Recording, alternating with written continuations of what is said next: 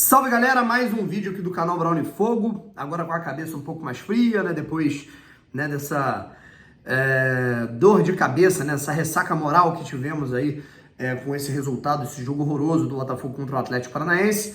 Agora virar a página, né, pensar no que vai acontecer nos próximos meses e também, obviamente, pensar no que vai acontecer em 2023. Já tivemos notícias aí pipocando, possíveis rumos do Botafogo, de planejamento, de gestão, do que vai rolar no ano que vem. E eu quero sintetizar tudo para tentarmos chegar a um denominador comum. Teve uma matéria do Sérgio Santana do Lance, teve uma matéria do GE. Globo também.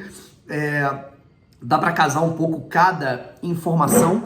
Enfim, e a gente vai tentar sintetizar tudo que pode rolar em 2023 quanto a planejamento, como é que o Botafogo vai se preparar, como é que o Botafogo vai contratar, como é que o Botafogo vai ao mercado, e o CT, e o estádio, enfim, vamos tentar dissecar tudo isso, né, porque a gente sabe que a gente consegue resumir bem e fazer uma análise boa do que pode rolar, beleza? Se inscreve aqui no canal Brown Fogo, vamos tentar chegar a 82 mil inscritos, beleza? Já falei que quando chegarmos a 82 mil inscritos, nós vamos fazer um sorteio, né? Na verdade não um sorteio, um concurso, tá?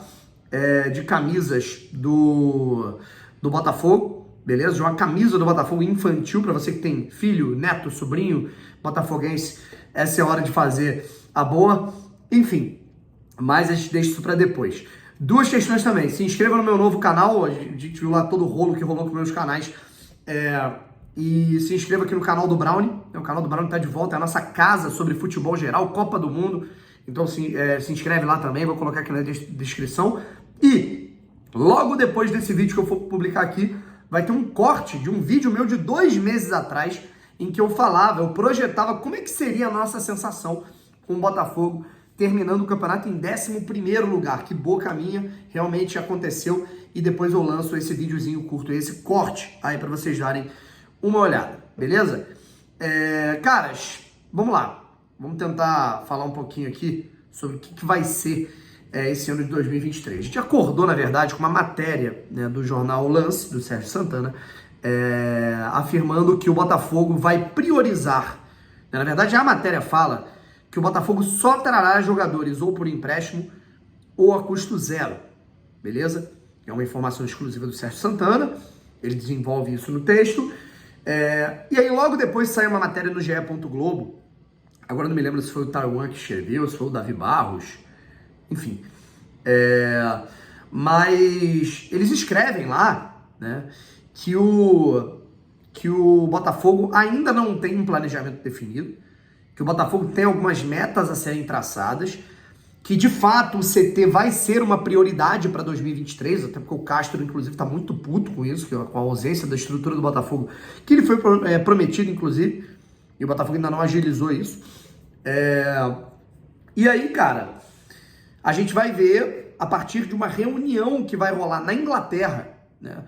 Quando nós tivermos lá o Crystal Palace, né, o jogo com o Crystal Palace no dia 3 de dezembro e tal, vai rolar uma reunião, vai rolar esse papo, né, da comissão técnica, do time, da equipe, do Textor, tudo mais, para planejar 2023 e tentar sintetizar o que vai ser feito, como o Botafogo vai ao mercado, quem o Botafogo vai contratar, qual o perfil dos atletas que o Botafogo vai tentar contratar e qual vai ser a prioridade, quais vão ser as metas, enfim, tudo isso é muito importante para a gente avaliar, beleza?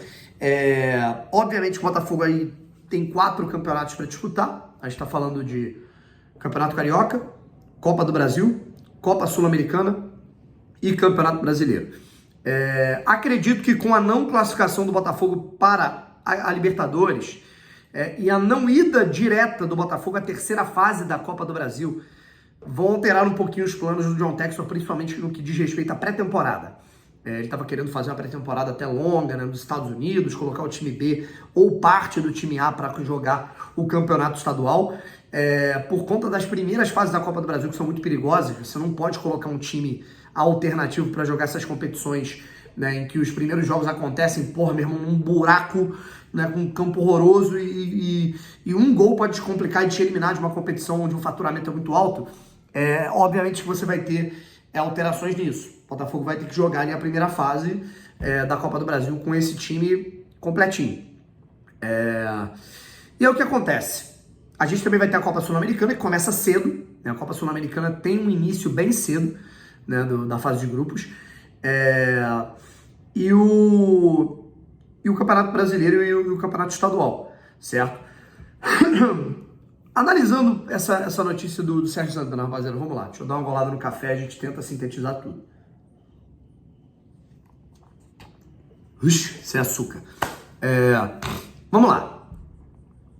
O Botafogo, obviamente, quando eu falava aqui, gente, que era importantíssimo o Botafogo ir para a Copa Libertadores, tinha gente que discordava, né? Pô, Bruno, é porque eu não vejo o Botafogo pronto ainda para uma Libertadores. Eu discordo, porque eu acho que para você ficar pronto, você tem que disputar sucessivamente, né? Você não chega numa Libertadores e ganha do nada, né? O Palmeiras perdeu 5, 6 edições até ganhar uma, o Flamengo igualmente, né?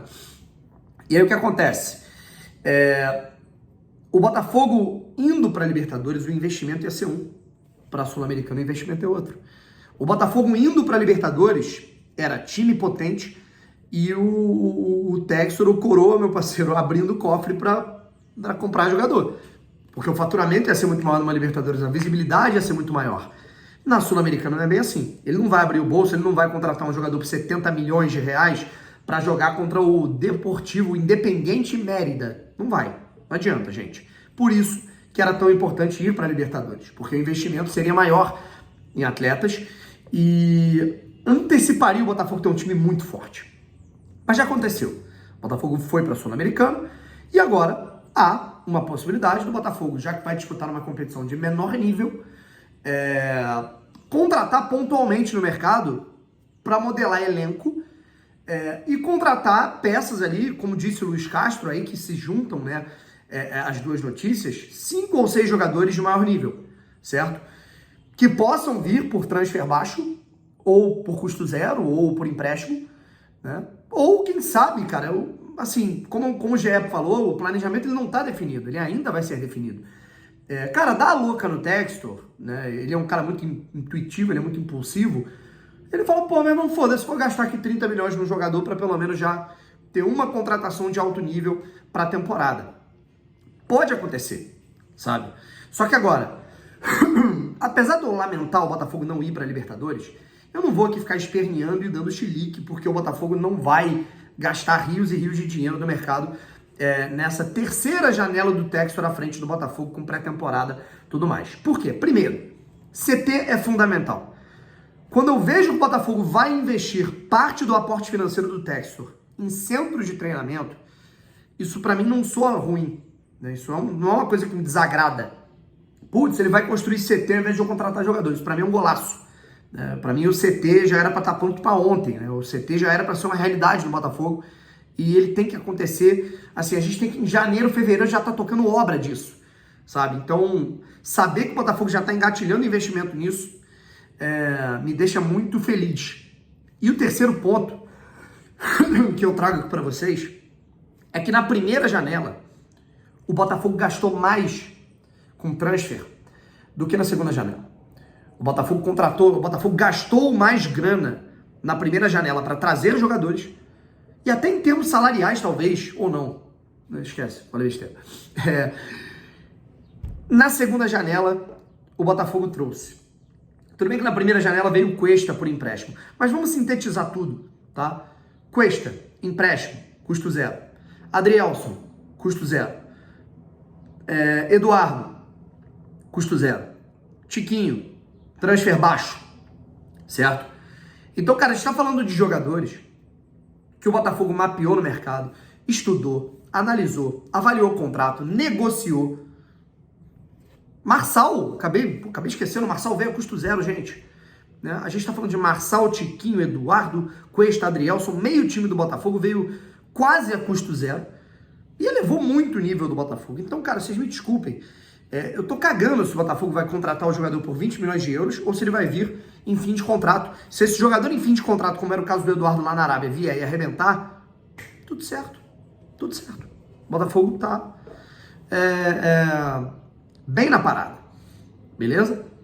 Acho que poderia pintar ali, ó, porra, o Botafogo para mostrar uma força no mercado, para tentar contratar um jogador num nível acima, coloca mais uma graninha. Eu acho que pode até acontecer e vai acontecer. Mas Eu não vejo desespero, né? Como eu vi um torcedor falando, uma vergonha essa segunda janela, lá quando contrataram os jogadores. O Botafogo gastou menos da metade do que na primeira janela. E o John Textor respondeu esse torcedor. Falou, cara, você tá reclamando que eu contratei jogadores de alto nível, a custo zero, que você queria que eu rasgasse dinheiro? Não faz o menor sentido. Né? Botafogo trouxe o Marçal de graça, Botafogo trouxe o Tiquinho por um preço baixo, Botafogo trouxe o Eduardo de graça. Então, cara, assim, se vierem jogadores qualificados sem o Botafogo ter que pagar para isso, maravilhoso. É para isso que serve gestão, planejamento, projeto, scouting, análise, estudo. É para isso que serve, sabe? Porém, acho que seria importante também o Botafogo analisar um mercado em que, opa, peraí, para ter esse cara dessa qualidade, o Botafogo tem que ser um pouco mais robusto. Eu gostaria disso. E eu acho que o Botafogo vai fazer isso sim. Pelo menos com 1 ou 2 jogadores, mas eu acho que vai, beleza? Tchau, gente. Um abraço. Depois tem vídeo, né, desse corte que eu falei que eu vou disponibilizar. E a gente ainda vai fazer um resumão Brown e Fogo. Além disso, nós vamos falar da Copa Sul-Americana. Quando acontece o sorteio, como é que é essa competição e contra quais times o Botafogo pode jogar. Tamo junto e fui!